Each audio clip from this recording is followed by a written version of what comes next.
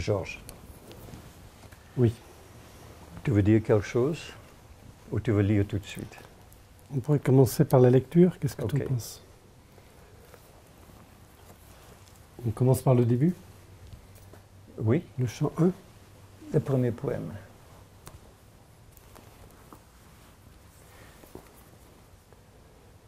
Au moment de mourir, Mahmoud, ton aorte se débat, comme éclate un serpent pourpre, car les versets n'arrivent plus à filer la parfaite métaphore. De ton cœur jaillit tel un poème le sang ultime dans cet hôpital étranger du pays barbare, ton cœur enfin devenu oiseau sans aile. La lune pousse au-dessus de l'île parmi les nuages ondulants de cette petite saison d'hiver qui répandra bientôt son encre sombre en longs vers sur les vagues, les corbeaux, les chèvres et les enfants crottés. Tous pourront clapoter en chansons dans la boue comme s'ils célébraient la libération. 3, 4, 5 jours et nuits, invisibles de jour, invisibles comme la mort, comme la surface d'une strophe, les mots pourrissent dans la nuit. Le temps, telle la faucheuse, prend son temps sur les champs du corps.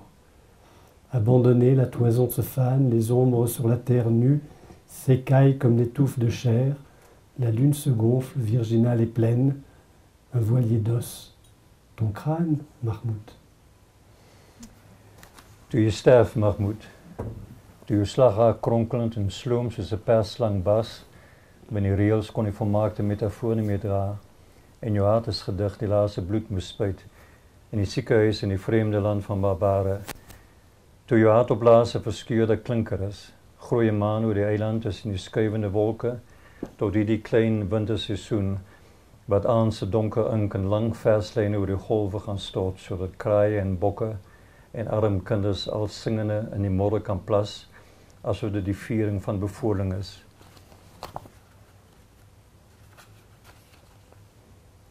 Oh, sorry, one page too many.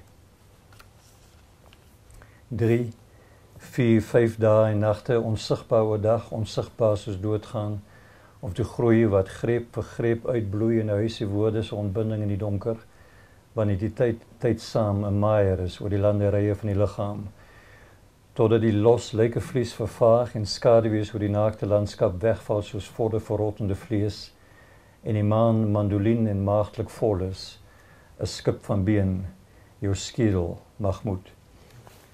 This was the first poem I came about, and not all the poems are related to existing poems of Mahmoud. Some of them are, for those of you who are familiar with his work, you will pick up lines, you will pick up images, or perhaps even in one or two instances, a complete poem or part of a poem. This one was not. This was me speaking and talking about the experience of hearing about his death. When you die, Mahmoud, when your aorta thrashing all sluggish and crinkled like a purple snake bursts because the lines can no longer slither the perfect metaphor, and your heart as poem spurts the finer blood in that hospital in foreign parts of the barbarian land, when your heart is at last a sundered vowel, a moon grows above the island among scudding clouds of this little winter season, which soon will spill danker ink in long verses over the waves, so that crows and goats and dirt-poor children in song may splash on the meadow as if celebrating birding.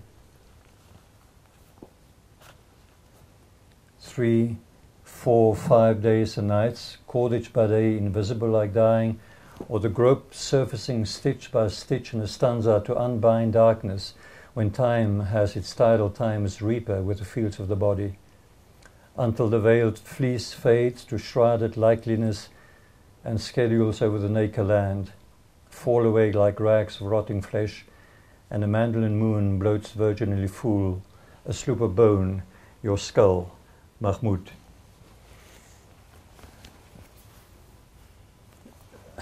Georges doesn't want to talk yet, so and you're going to have difficulty stopping me, so let me continue and fill the silence.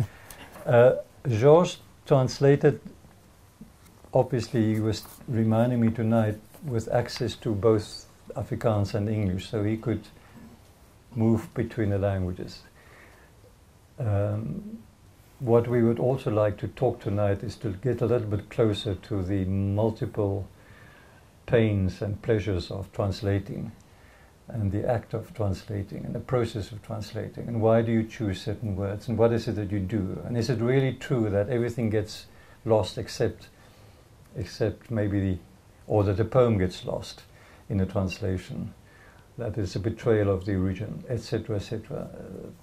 I don't know if you've seen this volume. Some of you perhaps have seen it, have read some of it, and you may have been surprised already by what happens between the Afrikaans and the English.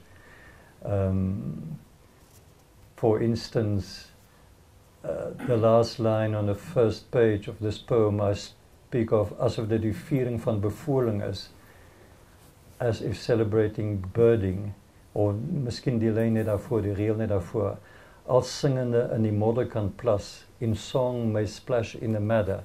Now, I'll tell you what happened there. When I had written the poem in Afrikaans, you know, when you write now these days on screen, everything gets underlined in red because you don't work in a spell checker system which allows for Afrikaans. So everything is not recognized. And the spell check I was using, sometimes I use French. In this particular case, I was using English. So I thought, well, let me run it through the spell checker. Let us see what the spell checker proposes.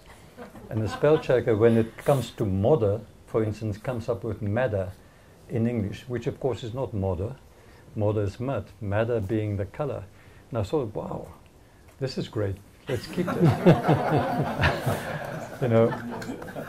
And so it went on. Bevryding, for some other reason, in my spell checker started referring to bird. There were no birds in the original poem. Asof dit die viering van bevoeling is. And of course, once you have die viering van bevoeling in Afrikaans, then it becomes interesting, because then you change the English as if celebrating birding. En so het aangegaan. En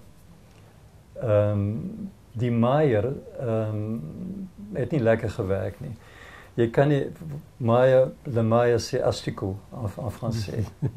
What is the English word for Meyer? The little worm, the maggot. Somehow, for some other reason, Meyer didn't want to work in my spell check, and didn't want to work in my rewriting or my moving over between Afrikaans and English either. So it became the reaper, with the fields for the body, or the landerye van die liggaam. In any case, poem by poem you can go through. And now if you go to the French, you have very interesting things happening there. I noticed that Georges picked up on a lot of the alliteration, if I'm not mistaken. That's what I like in poetry, it's alliteration. It's the music of the verse, isn't it? Yeah.